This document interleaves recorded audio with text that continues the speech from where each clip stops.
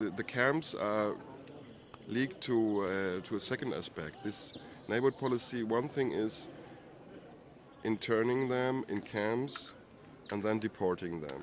That is one aspect. The other aspect is not letting them in and pushing them back on their way.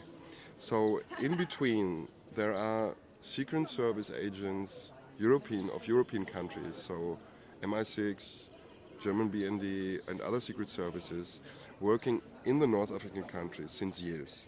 Because this is also a part of these neighborhood agreements that they have access, and these experts, the so-called experts, go there and they advise the government how to do these policies, how to design them, how to make their border control work.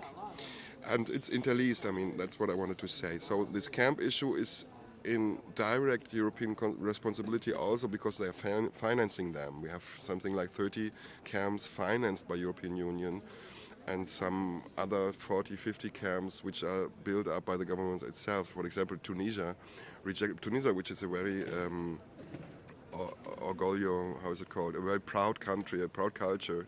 You saw that also in this revolution now. They denied the European assistance. They said, we will do that, but we don't need your money. We will make it.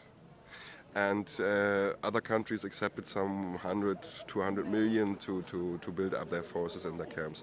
In these camps, which are actually in many cases prisons, simple prisons of the countries existing, but where mainly or only refugees and migrants are interned and imprisoned, because it's a little bit like always in history that camps are built up. Some camps are new, but most of them are already existing buildings, prisons or schools or some place which is getting a prison. And then we have new structures which were built up. I never saw them, so I cannot talk about them. When I was in Libya, we were very keen to see the camps financed by European Union, and they impeded, because in Libya we were totally controlled by secret service and government forces on our reportage there, so we could not do what we wanted to do. But they allowed some visits, and we went to Misrata and Sliten, and there we have been inside these prisons, and it's horrible. It's absolutely horrible. I will never forget the smell. That's the first shocking thing, because the smell of mostly men, this sweat of men, dirt. Then we saw in these cells, in little cells like 5 to 6 meters, some 20 or 30 people inside, imprisoned. And we have their testimonies I used in my documentaries also, telling us what the situation is. And I think most of us cannot imagine that, because in these countries the situation is very bad. So the most shocking testimonies actually I did not get in Libya, but I got the last time I worked on the topic in 2010 in Ethiopia, when I interviewed Eritreans, women and men who have been in Egyptian prisons. And they told stories that are so terrible I never heard before, because it's like being in dark cells for 1 year, never getting out, getting a piece of bread and some cheese every 48 hours, being beaten all the time. You lament, you say, I want water or whatever. They come in and just beat you. Injuries and incidents which are not cured, no health assistance, people dying there inside. And then absolutely heavy deportation testimonies, which I, being a German, immediately paralleled a little bit, because of we have different experiences in history, even if the parallelities between these topics of the Second World War and Nazi crimes and what is happening today, of course you cannot compare it, it's not the same. But I had Eritrean women who told me they got shot on the Syrian border, on the border to Israel, because they were told that it would be more easier to go to Israel than to Europe. and they had relatives in Israel, and the relatives told them, no, come here, you will get political asylum once you're here, and everything will be fine. There are 3 women who were getting imprisoned in Eritrea because their men had left the country because they didn't want to do military services. So when the men are leaving in Eritrea, sometimes, not always, they just contact the woman and they imprison the woman and they torture them just for the men to come back. And there were 3 of them, and so they went to the border, and the traffickers pushed them out and said, you have to run, and we will shoot in the air, and this will mean nothing. Don't be scared, and just run these 300 meters, and then you will be in Israel, and everything will be fine. Okay, so they ran, and they began to shoot, but the Egyptian soldiers on the border control also shot. And that's a normal thing happening there. Every month, every week, since years, they shoot there on this border, and they shot the refugees. So 2 of these 3 women whom I interviewed got shot. 1 woman in the head. The bullet came out, and she survived, but she cannot speak anymore, and she is absolutely incommunicative, we can say, but she survived. And the other woman was shot in the leg. And she told me, her name is Dierhaus. Dierhaus told me that she was lying in the sand for 7 hours. Nobody came under the sun. And from the 24 or 29, I don't remember well now, women, were only women in this situation which tried to run the border, 10 were shot. And all of them lying there. And after 7 hours, the border soldiers came, the patrols, and looked, still living, collected them together on a truck and brought them to the hospital. But in the hospital they didn't get assistance, they were just pushed into a room and kept there. So after 2 days her leg began to inflate and to feel very, very bad, and then the doctor came and the doctor said, okay, we will operate it. When she woke up again, she had no more leg. And they just amputated it. Do you say amputated? I don't... okay. And so then she stayed in hospital for 10 days or 2 weeks, something like that, which was not sufficient for kind of this operation. And then they brought her into the prison cell, where she met again her friends, these 2 other women. The other woman who was shot in the head was coming back with her. And they stayed in this prison in Alexandria, was it, for 1 year.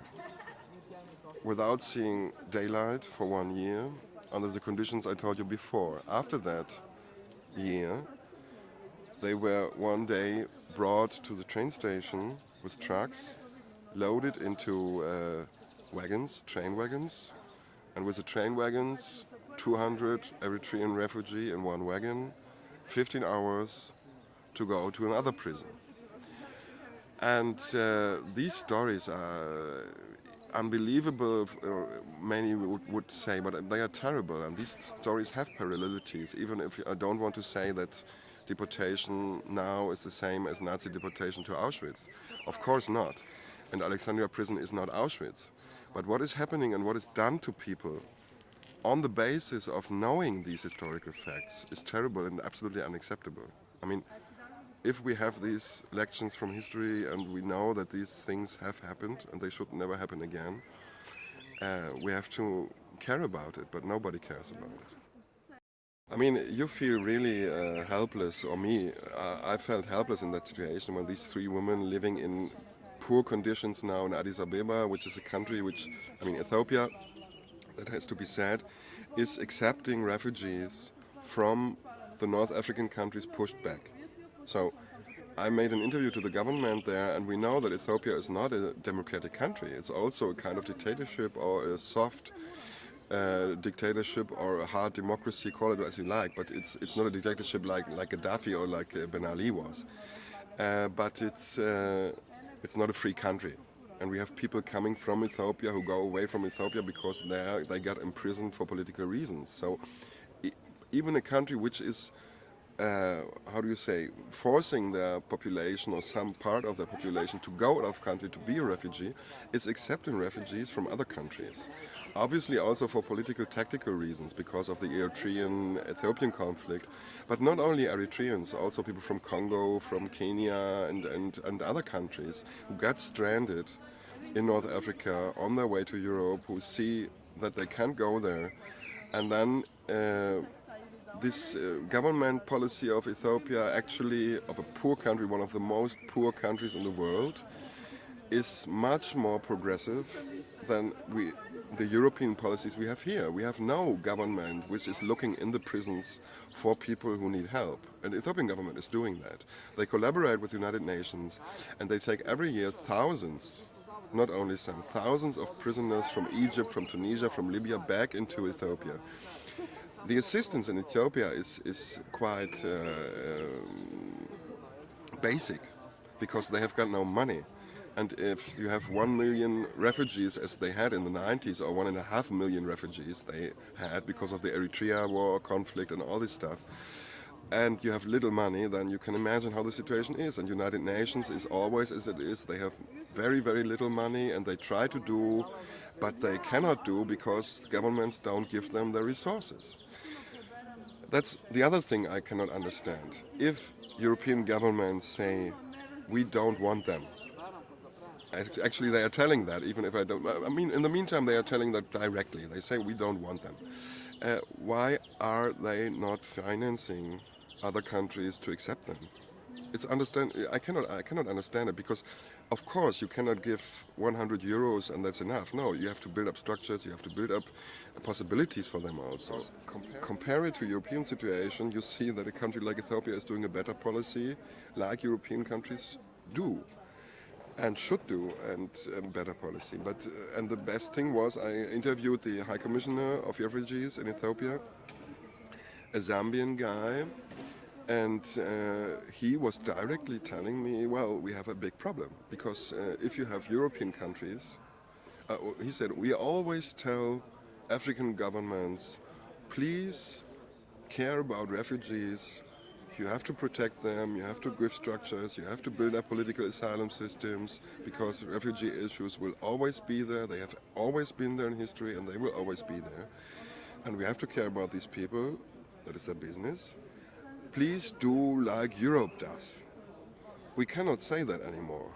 Cosmas Chanda is his name. Cosmas Chanda said, we cannot tell them, so we have a big problem, because if you have Europe denying this, what shall we tell these countries? And that's also an effect. That's also an effect that it's like a domino, really, not only with this pushing out, with these camps, with these borders who got into other countries and go in the Sahara. But it's also a domino effect of degenerating a policy which has been not so bad. I mean, we have had in Europe in the 80s political asylum systems which worked quite well. And at a certain point, politicians decided altogether, well, we have to change that. Why was never answered. I mean, once there was said because of Yugoslavian war, because when in '92 we had 400,000 refugees from Bosnia in Germany, for example. And later on, for years they stayed. Well, in my eyes, 400,000 Bosnian refugees in Germany is no problem for a country of 80 million inhabitants, which is economically absolutely potent and should be in their possibilities to organize that 500,000 people get shelter. Okay, they said, oh no, it's too much, basta. We have to change. And that was the beginning, actually. But now we have, in all Europe, once a year, about 200,000 people looking for shelter, looking for political asylum. 200,000 in a region of, how many are we? 300 million, something like that. I mean, it's not even 1%.